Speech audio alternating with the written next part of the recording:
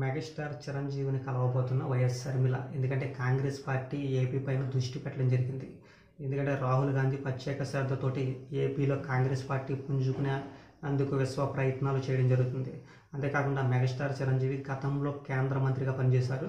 అయితే కాంగ్రెస్ పార్టీలో ఆయన కొంచెం ఆయన వెనక్కి ఉండడం, అలాగే తగ్గడం, మళ్ళీ కాంగ్రెస్ పార్టీలోకి మెగాస్టార్ చిరంజీవిని తీసుకొచ్చేందుకు కాంగ్రెస్ పార్టీ విశ్వ ప్రయత్నాలు చేయడం, ఇవన్నీ కూడా ఆలోచిస్తుంటే అందరికీ అర్థం అవ్వాలి. కాంగ్రెస్ పార్టీలోకి మళ్ళీ మెగాస్టార్ వస్తారా రారా అన్నదైతే మనం వేచి చూడాలి.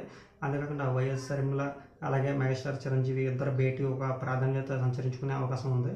ఎందుకంటే కాంగ్రెస్ పార్టీ మళ్ళీ పుంజుకోవడానికి వైసీపీ కార్యకర్తలు కావచ్చు, వాళ్ళందరూ కూడా పార్టీలో చేరే అవకాశం ఉందంటూ రాహుల్ గాంధీ ఆలోచించినట్లు తెలుస్తుంది.